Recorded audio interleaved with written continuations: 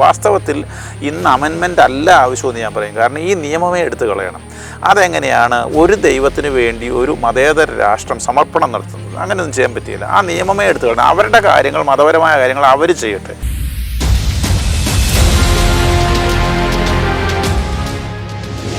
അച്ഛാ, 2001 ബംഗ്ലാദേശിൽ നടന്ന കലാപത്തിൽ 18,000 ബലാത്സംഗം നടന്നു എന്ന് പറയപ്പെടുന്നു. യഥാർത്ഥത്തിൽ എന്താണ് അവിടെ സംഭവിച്ചത്?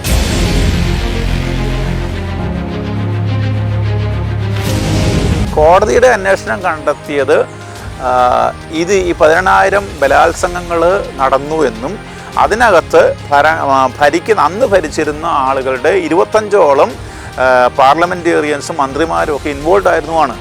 അത് കോടതിയുടെ റിപ്പോർട്ടും അതിന് ശിക്ഷയും വന്നതുകൊണ്ട് വളരെ കൃത്യമായ റിപ്പോർട്ട് നമുക്ക് മനസ്സിലാക്കാമല്ലോ. ബംഗ്ലാദേശിൽ സമാധാന പ്രിയർ എന്ന് പറയുന്നവർ കൊണ്ടുവന്ന ഇന്ത്യയിലെ വഖഫ് നിയമത്തിന് സമാനമായ ദ വെസ്റ്റേൺ പ്രോപ്പർട്ടി ആക്ട് യഥാർത്ഥത്തിൽ കാട്ടു നിയമം തന്നെയാണ്. സേവ് ഗാസ എന്ന സോഷ്യൽ മീഡിയയിൽ ക്യാമ്പയിൻ നടത്തിയവർ എന്തുകൊണ്ട് സേവ് ബംഗ്ലാദേശ് എന്ന ക്യാമ്പയിനുകൾ നടത്തുന്നില്ല?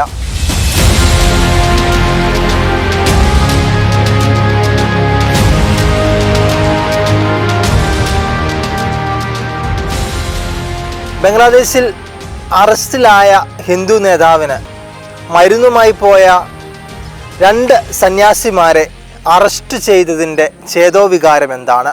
ആഭ്യന്തര കലാപം രൂക്ഷമായി കൊണ്ടിരിക്കുന്ന ബംഗ്ലാദേശിൽ യഥാർത്ഥത്തിൽ എന്താണ് സംഭവിക്കുന്നത്? ന്യൂനപക്ഷങ്ങൾക്ക് ലഭിക്കേണ്ട നീതി അടിച്ചമർത്തപ്പെടുമ്പോൾ ഞാൻ അമലൈട്ടോ ഇന്ന് ഈ വിഷയത്തിൽ ചർച്ചയ്ക്കെത്തിയിരിക്കുന്നത് ഇന്നിൻ്റെ പ്രവാചക ശബ്ദമായ തറേക്കടവിലച്ഛനാണ്. അച്ഛനെ സ്നേഹപൂർവ്വം ഈ പ്രോഗ്രാമിലേക്ക് സ്വാഗതം ചെയ്യുന്നു. അച്ഛാ, ബംഗ്ലാദേശിലെ ഈ കലാപം വലിയ രീതിയിൽ മൂർച്ഛിച്ചുകൊണ്ടിരിക്കുന്ന സാഹചര്യത്തിൽ അവിടുത്തെ പ്രധാനമന്ത്രി പലായനം വരെ ചെയ്ത സാഹചര്യം എന്താണ് യഥാർത്ഥത്തിൽ ബംഗ്ലാദേശിൽ നടക്കുന്നത്? ഷെക്കിന പ്രേക്ഷകർക്കെല്ലാം നമസ്കാരം. അമൽ സൂചിപ്പിച്ചതുപോലെ ബംഗ്ലാദേശിൽ വലിയ വലിയ പ്രശ്നങ്ങളാണ് നടന്നുകൊണ്ടിരിക്കുന്നത്. ഏതാണ്ട് 20 വർഷത്തോളം 15-20 വർഷത്തോളം പ്രധാനമന്ത്രിയായിരുന്ന അവിടുത്തെ ഷെയ്ഖ് ഹസീന, അതായത് രാഷ്ട്രപിതാവിൻ്റെ മകളാണ് ഷെയ്ഖ് ഹസീന, അവരവിടുന്ന് പലായനം ചെയ്തു. പാർലമെൻറ്റ് പിരിച്ചുവിട്ടു പ്രസിഡൻറ്റ്. പിന്നെ ഇവരുടെ ഈ പ്രധാനമന്ത്രിയുടെ ഒരു പ്രധാന എതിരാളിയായിരുന്ന ബീഗം സിയായെ തടവിൽ നിന്ന് മോചിപ്പിച്ചു. പിന്നീട് പുതിയ ഒരു മന്ത്രിസഭ അവിടെ സ്ഥാനമേറ്റു. ഇങ്ങനെ വലിയ വലിയ കൺഫ്യൂഷൻസാണ് നടന്നുകൊണ്ടിരിക്കുന്നത്. ഇവർക്ക് പല പ്രശ്നങ്ങളുണ്ട്. എന്നാൽ ഇപ്പോൾ നടന്നുകൊണ്ടിരിക്കുന്ന ഈ പ്രശ്നങ്ങൾക്ക് അടിസ്ഥാനമായിട്ട് നമ്മൾ കാണുന്നത് 2018 നടന്ന ഒരു പ്രത്യേക കലാപമാണ്. ഷാബാഗ് യൂണിവേഴ്സിറ്റിയിലും ധാക്ക യൂണിവേഴ്സിറ്റിയിലുള്ള സ്റ്റുഡൻസ് ഇവർ ജോലി അന്വേഷിക്കുന്നവരാണ്. PSCയിൽ ജോലിക്ക് അന്വേഷിച്ച് ചെല്ലുമ്പോൾ അവിടെ ഉള്ളൊരു പ്രത്യേകത, നമ്മുടെ നാട്ടിലൊക്കെ ഉള്ള പ്രത്യേകത ഇത് തന്നെയാണ്. 44% മാത്രമേ ജനറൽ കോട്ടയിൽ ജോലിയുള്ളൂ. ബാക്കിയെല്ലാം റിസർവേഷനായിട്ട് പോവുകയാണ്. അതായത് സ്വാതന്ത്ര്യ സമര സേനാനികൾക്ക് 30%, അവർക്കും അവരുടെ മക്കൾക്കും 30% റിസർവേഷൻ, 10% സ്ത്രീകൾക്ക് റിസർവേഷൻ, 10% പിന്നാക്ക ജില്ലകളിൽ നിന്നുള്ളവർക്കുള്ള റിസർവേഷനാണ്, 5% ന്യൂനപക്ഷത്തിന്, 1% വികലാംഗർക്ക്. ഇങ്ങനെ റിസർവേഷൻസ് എല്ലാം വെച്ച് ഒത്തിരി മുമ്പോട്ട് പോയി കഴിഞ്ഞപ്പോൾ നമുക്കറിയാം ഏതൊരു സംവിധാനത്തിലും റിസർവേഷൻ വെച്ച് പോയി കഴിയുമ്പോൾ കഴിവുള്ളവർ പിന്തള്ളപ്പെടും. ഇങ്ങനെ പിന്തള്ളപ്പെട്ട് കഴിഞ്ഞപ്പോൾ കഴിവുള്ളവർക്കൊന്നും ജോലി കിട്ടാവുന്നപ്പോൾ ഈ സ്റ്റുഡൻസ് ഇങ്ങനെ വിപ്ലവം ഉണ്ടാക്കുന്നത്. അത് 2018 ഫെബ്രുവരിയിൽ ആരംഭിച്ചു. ഏപ്രിൽ ആയപ്പോഴത്തേക്കും രാജ്യം മുഴുവൻ അത് വ്യാപിച്ചു.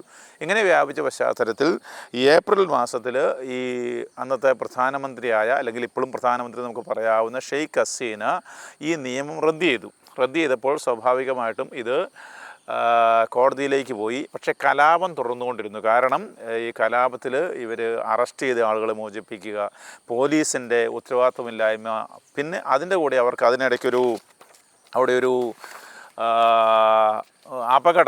റോഡ് അപകടം നടന്നപ്പോൾ റോഡ് സേഫ്റ്റി എന്ന് പറഞ്ഞുകൊണ്ട് ബഹളം ഉണ്ടാക്കുന്നു. ഇങ്ങനെയൊക്കെ വന്നു കഴിഞ്ഞപ്പോഴത്തേക്കും ഇത് ഇങ്ങനെ മുമ്പോട്ട് നീങ്ങിക്കൊണ്ടിരുന്നപ്പോൾ ഈ കലാപത്തെ ദുരുദ്ദേശപരമായിട്ട് ഉപയോഗിക്കാനായിട്ട് പ്രതിപക്ഷം ചെയ്യുകയാണ്. അവിടുത്തെ ബംഗ്ലാദേശ് നാഷണലിസ്റ്റ് പാർട്ടിയും പിന്നെ ജമാഅത്തെ ഇസ്ലാമിയും കൂടെ ചേർന്ന് ഇത് ഹിന്ദുക്കൾക്കെതിരെ തിരിച്ചുവിടും നമ്മൾ കാണുന്നത്. 2021 അവരത് മുതലെടുത്തു. അങ്ങനെ ഹിന്ദുക്കൾക്കെതിരെ തിരിച്ചുവിട്ട് വലിയ കലാപം ഉണ്ടാകുന്നു.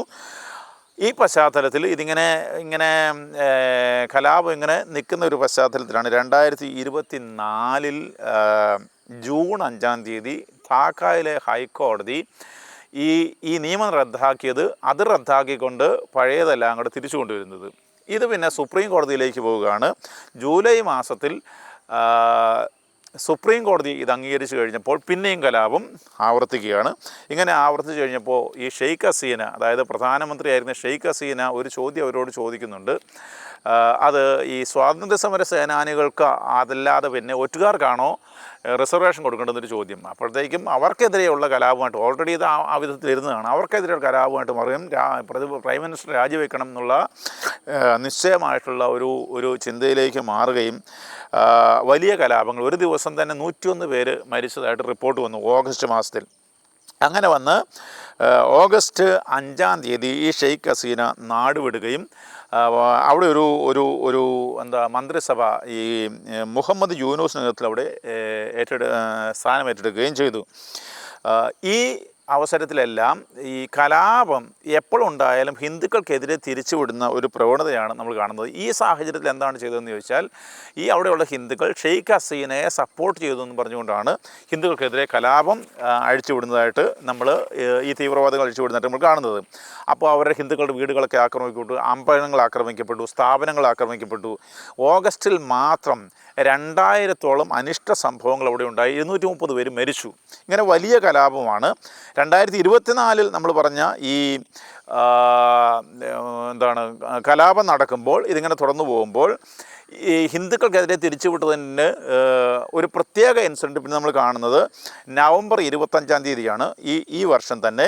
അതായത് ഒരിക്കൽ ഇസ്കോൺ എന്ന് പറഞ്ഞാൽ ഹരേ കൃഷ്ണ മൂവ്മെൻറ്റാണ്. International society for Krishna consciousness എന്ന് പറയുന്ന പല രാജ്യങ്ങളും പ്രവർത്തിക്കുന്ന, ശാന്തമായിട്ട് പ്രവർത്തിക്കുന്ന ഒരു സംഘടനയാണ്. അതായത് തീവ്രവാദ സംഘടനയായിട്ട് നമ്മൾ കാണുന്നില്ല. അതേ സമയത്ത് ഈ നമ്മൾ നോക്കിയാൽ ഈ തീവ്രവാദ സംഘടനകൾ ഇവരുടെ ലെവലിൽ നാട് മുഴുവൻ പ്രവർത്തിക്കുന്നുണ്ടെന്നുള്ളത്, അതായത് ഈ ജമാഅത്തെ ഇസ്ലാമിയുടെയും അതുപോലുള്ള സംഘടനകളുടെ നേതൃത്വത്തിൽ പ്രവർത്തിക്കുന്നുണ്ട് നമുക്ക് മനസ്സിലാവുകയും ചെയ്യും. അപ്പോൾ ഇവരവിടെ ഇങ്ങനെ പ്രവർത്തിച്ചുകൊണ്ടിരിക്കുന്ന ഇവരുടെ ഒരു സന്യാസി ആയിരുന്ന വൈഷ്ണവീയ നേതാവ് ചിന്മയി കൃഷ്ണദാസിനെയും 18 പേരെയും രാജ്യദ്രോഹം കുറ്റം ആരോപിച്ചിട്ട് അറസ്റ്റ് ചെയ്തു. ചിന്മയി കൃഷ്ണദാസിനെ അദ്ദേഹം ദേശീയ പതാകയെ അവഹേളിച്ചു എന്ന് പറഞ്ഞുകൊണ്ട്. കാര്യം ഇത്രയേ ഉള്ളൂ, ഒരു പതാക കെട്ടിയപ്പോൾ കുങ്കുമ പതാക ഇതിൻ്റെ മുകളിൽ വന്നു എന്ന് വിചാരിക്കണം. അതിന് അദ്ദേഹത്തെയും 18 പേരെയും രാജ്യദ്രോഹ കുറ്റം ചെയ്ത് ആരോപിച്ചിട്ട് പോലീസ് അറസ്റ്റ് ചെയ്തു. അപ്പോഴത്തേക്ക് അവിടെ പിന്നെയും ബഹളമായി. ഇദ്ദേഹത്തെ മോചിപ്പിക്കണമെന്ന് പറഞ്ഞുകൊണ്ട് ഇദ്ദേഹത്തിൻ്റെ വക്കീലായിട്ടുള്ള റാമൻ റോയെ ഇസ്ലാമിക തീവ്രവാദികൾ അദ്ദേഹത്തിൻ്റെ വീട് കൊള്ള ചെയ്യുകയും അദ്ദേഹം മുറിവേറ്റ് ICUലാകുകയും ചെയ്തു. അപ്പോൾ വക്കീലന്മാരൊക്കെ പേടിച്ചു. ഇദ്ദേഹത്തിന് വേണ്ടി റെപ്രസെൻ്റ് ചെയ്യാൻ ആളില്ലാതെ വന്നു. അപ്പോൾ കേസ് ജനുവരി 2025 മാറ്റി വച്ചിരിക്കുകയാണ്. ഇദ്ദേഹത്തെ കാണാനായിട്ട് ജയിലിൽ മരുന്ന് കൊടുക്കാനായിട്ട് പോയ മറ്റ് 2 സന്യാസിമാരെയും പോലീസ് അറസ്റ്റ് ചെയ്തു. ഇങ്ങനെ വലിയൊരു ന്യൂനപക്ഷ വേട്ട അവിടെ നടന്നുകൊണ്ടിരിക്കുന്നുവെന്ന് നമുക്ക് വാർത്തകളിൽ നിന്ന് മനസ്സിലാക്കാനായിട്ട് കഴിയും. അച്ഛാ, ഹൈന്ദവ സഹോദരങ്ങൾക്ക് വേണ്ടി, സാധാരണക്കാരായ ന്യൂനപക്ഷങ്ങൾക്ക് വേണ്ടി വാദിച്ച ചിന്മയി കൃഷ്ണദാസിനെ അദ്ദേഹത്തെ അവിടെ അറസ്റ്റ് ചെയ്യുകയുണ്ടായി. യഥാർത്ഥത്തിൽ എന്തുകൊണ്ടാണ് അവിടെ ഒരു ഹൈന്ദവ വേട്ട ഉണ്ടാകുന്നത്? അതുപോലെ ഇപ്പോൾ ഈ ഹിന്ദുക്കൾക്കെതിരെ ഈ വിപ്ലവത്തിൽ ഈ കലാപം തിരിച്ചുവിടുക എന്നുള്ളത് നമ്മൾ നോക്കിയാൽ ഇപ്പം മാത്രം സംഭവിക്കുന്നതല്ല. ചരിത്രം വായിച്ച പല അവസരങ്ങളിൽ വലിയ കലാപങ്ങൾ ഇങ്ങനെ ഈ ന്യൂനപക്ഷങ്ങൾക്കെതിരെ നടന്നിട്ടുണ്ടെന്ന് വായിക്കാനായിട്ട് കഴിയും. കാര്യം എന്താണെന്ന് പറഞ്ഞാൽ, നമ്മളിങ്ങനെ എന്തെങ്കിലും ഒരു പ്രശ്നം എവിടെയെങ്കിലും ഉണ്ടാക്കുക, പിന്നെ തൊട്ടടുത്തുള്ള ആളുകളെ അവിടെയുള്ള ആളുകളെ ആക്രമിക്കുന്ന ഒരു രീതിയാണ് നമ്മൾ കണ്ടുവരുന്നത്. 1971 അന്നാണല്ലോ ബംഗ്ലാദേശ് ഉണ്ടാകുന്നത്. ഇതുണ്ടാകുന്ന അവസരത്തിൽ അന്നത്തെ പട്ടാളക്കാർ, അത് 2 ഭാഗവും, ഒരു പാകിസ്ഥാനാണ്, പാകിസ്ഥാൻ ഈസ്റ്റും പാകിസ്ഥാൻ വെസ്റ്റും. പട്ടാളക്കാർ അന്ന് ഹിന്ദുക്കൾക്കെതിരെ അവരെ തിരഞ്ഞുപിടിച്ച് ആക്രമിച്ചതുകൊണ്ട് അല്ലെങ്കിൽ ഉപദ്രവിച്ചതുകൊണ്ട് 2 മുതൽ 4 ലക്ഷം വരെ ആളുകൾ ഇന്ത്യയിലേക്കൊന്ന് പലായനം ചെയ്തു എന്നാണ് പറയുന്നത്. പിന്നെ നമ്മൾ ഒരു പ്രധാന സംഭവം കാണുന്നത് 1992 ഡിസംബർ 6 ബാബറി മസ്ജിദുമായിട്ട് ബന്ധപ്പെട്ടുള്ള പ്രശ്നത്തിൽ ഡിസംബർ 7 ഈ ധാക്കയിലുള്ള ധാഗേശ്വരി അമ്പലം ഇവരാക്രമിച്ചു. അതായത് ലോകത്ത് എവിടെയെങ്കിലും എന്തെങ്കിലും ഒരാൾ ഒരു കാര്യം ചെയ്യുകയാണെങ്കിൽ ഉടനെ അതിൻ്റെ പ്രതികരണം തൊട്ട അയലോകത്തുള്ള ആളുകൾ അവിടുന്ന് അനുഭവിക്കേണ്ടി വരിക എന്നുള്ളൊരു സാഹചര്യമാണ് നമ്മൾ കണ്ടുവരുന്നത്. 2001 വരികയാണെങ്കിൽ ഈ ഷെയ്ഖ് ഹസീനയുടെ അവാമി ലീഗ് ഇത് പരാജയപ്പെടുകയും ബംഗ്ലാദേശ് നാഷണൽ പാർട്ടി വിജയിക്കുകയും ചെയ്തു. അപ്പോൾ ഈ രണ്ട് പാർട്ടികൾ തമ്മിൽ വലിയ കലാപം ഉണ്ടായി. കലാപം ഉണ്ടായപ്പോൾ വീണ്ടും ഇത് ഹിന്ദുക്കൾക്കെതിരെ തിരിച്ചുവിടുന്ന ഒരു പ്രവണതയാണ് നമ്മൾ കാണുന്നത്. അവരുടെ സാമ്പത്തിക സ്രോതസ്സുകൾ മുടക്കുക, അത് നശിപ്പിക്കുക, അവരെ ഭയപ്പെടുത്തുക, വസ്തുക്കൾ പിടിച്ചെടുക്കുക എന്നൊക്കെയുള്ള പ്രവണത അന്നുണ്ടായിരുന്നു. ഇത് വലിയ കലാപം ആയിരുന്നതുകൊണ്ട് 2009 അവിടുത്തെ ഹൈക്കോർട്ട് ഇതിനെതിരെ ഒരു ജുഡീഷ്യൽ അന്വേഷണം പ്രഖ്യാപിക്കുകയും 2011 ഇതിൻ്റെ റിപ്പോർട്ട് സമർപ്പിക്കുകയും ചെയ്തു. അപ്പോൾ 25ഓളം മന്ത്രിമാരും പാർലമെൻറ്റ് അംഗങ്ങളും ഇതിനകത്ത് ഇൻവോൾവ് ആയിരുന്നു. ഈ ബംഗ്ലാദേശ് നാഷണൽ പാർട്ടിയും ജമാഅത്തെ ഇസ്ലാമിയിലും പെട്ട ആളുകൾ. എന്നിട്ട് ഇതിനകത്ത് 11 പേരെ കോടതി ശിക്ഷിച്ചു. ഈ റിപ്പോർട്ട് അനുസരിച്ച് 18,000-ലധികം ബലാത്സംഗങ്ങൾ നടന്നുവെന്നാണ് റിപ്പോർട്ട് നമ്മൾ കാണുന്നത്. ഇനി 2013 നമ്മൾ വരികയാണെങ്കിൽ ഇൻ്റർനാഷണൽ ക്രൈംസ് ട്രൈബ്യൂണൽ, ഈ ട്രൈബ്യൂണൽ 1971 യുദ്ധത്തിൻ്റെ കാലത്ത് സംഭവിച്ചിട്ടുള്ള കലാപത്തിന് ദൽവർ ഹുസൈൻ സയീദി എന്ന് പറയുന്ന ജമാഅത്തെ നേതാവിനെ ശിക്ഷയ്ക്ക് വിധിച്ചു. കലാപം ഉണ്ടാക്കുന്നത് ശിക്ഷയ്ക്ക് വിളിച്ചു. അപ്പോഴും ഇത് ഹിന്ദുക്കൾക്കെതിരെ ഉള്ള ഒരു കലാപമായിട്ട് അവർ മാറ്റി. അപ്പോൾ ആരോപണം എന്താണെന്ന് ചോദിച്ചാൽ ഈ അവസരത്തിൽ ഹിന്ദുക്കൾ അവാമി ലീഗിനെ സപ്പോർട്ട് ചെയ്തു എന്ന് പറഞ്ഞുകൊണ്ടാണ് ഈ കലാപത്തിൽ ഏതാണ്ട് 2000-ഓളം അമ്പലങ്ങളോ വീടുകളോ ഒക്കെ ആയിട്ട് ഹിന്ദുക്കളത് ആക്രമിക്കപ്പെട്ടു എന്നാണ് നമ്മൾ വാർത്ത. ഈ പറയുന്ന ബംഗ്ലാദേശ് നാഷണലിസ്റ്റ് പാർട്ടിയും ജമാഅത്തെ ഇസ്ലാമിയും കൂടെ ചേർന്നിട്ട്. പിന്നെ നമ്മൾ 2021 കലാപമാണ് കാണുന്നത്. 2021 ഉണ്ടായെന്ന് വെച്ചാൽ ഒക്ടോബർ 13 സോഷ്യൽ മീഡിയയിൽ ഒരു പോസ്റ്റ് വരികയാണ്. പോസ്റ്റ് എന്താണെന്ന് അറിയാമോ?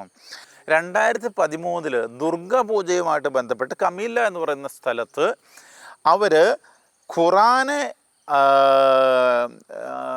അവഹേളിച്ചു എന്ന് പറഞ്ഞുകൊണ്ടുള്ള ഒരു പോസ്റ്റ് വരികയാണ്. ഈ ദുർഗാപൂജയുടെ പന്തലിൽ അവിടെ എവിടെയോ ഖുറാൻ വെച്ചിരുന്നു എന്നതാണ് സാരം.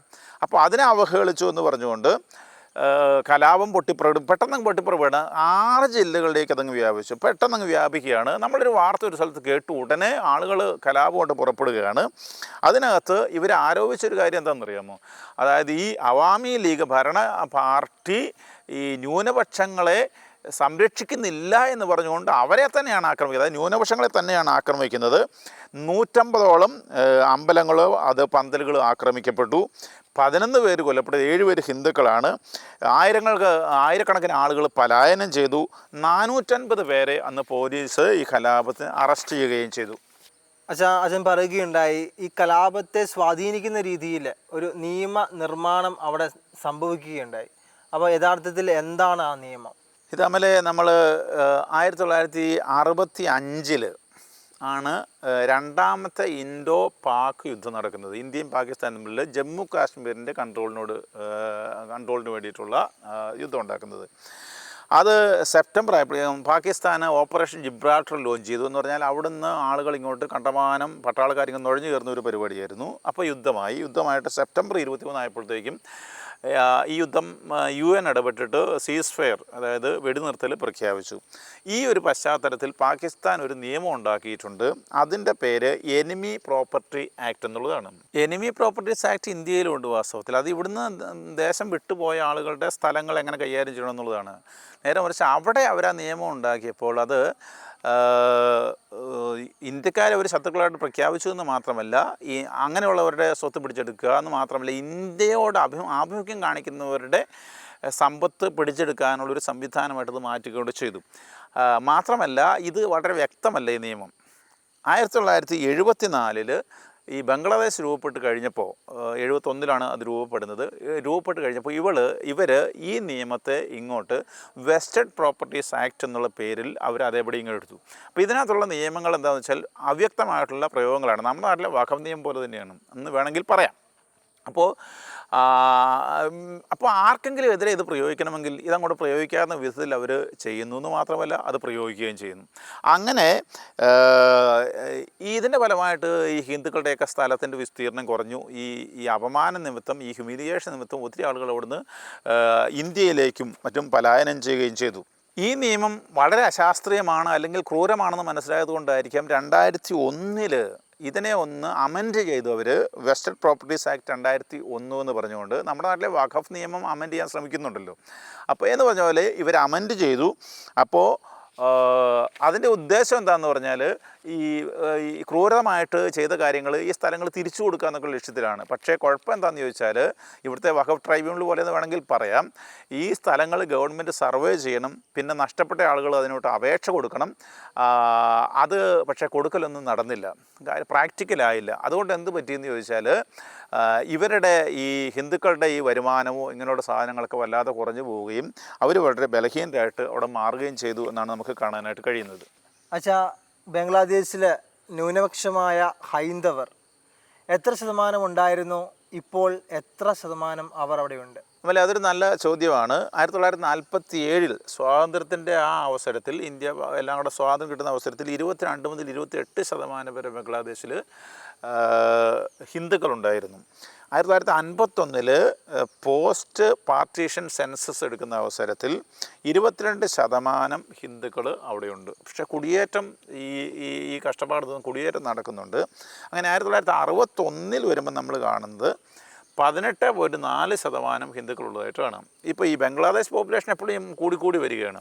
അവർ 3.9 കോടിയിൽ നിന്ന് നമ്മളിപ്പോൾ എത്തുമ്പോൾ 17 കോടിയിലേക്ക് എത്തിയിട്ടുണ്ട്. അവർ കൂടി വരുന്നുണ്ടെങ്കിൽ ഇവർ കുറഞ്ഞു വരുന്നതായിട്ടാണ് നമ്മൾ കാണുന്നത്. 1971 വരുന്നപ്പോൾ നമുക്കറിയാം 65 ഈ വെസ്റ്റഡ് പ്രോപ്പർട്ടീസ് ആക്ട് അവിടെ ആക്ട് ആകുകയാണ്. 71 വരുമ്പോൾ 13.5% ഹിന്ദുക്കൾ കുറയുന്നു. പിന്നെ ഇങ്ങനെ ഈ ന്യൂനപക്ഷങ്ങളെ ഇങ്ങനെ പീഡിപ്പിക്കുക. ഞാൻ പറഞ്ഞു 71 ഈ പട്ടാളക്കാർ ഹിന്ദുക്കളെ ലക്ഷ്യം വെച്ചിരുന്നു എന്നൊക്കെ പറഞ്ഞു. അപ്പോൾ ഏതാണ്ട് 4 ലക്ഷം അല്ലെ 2-4 ലക്ഷം ആൾക്കാർ അവിടുന്ന് പോന്നു എന്ന് ഞാൻ പറഞ്ഞു.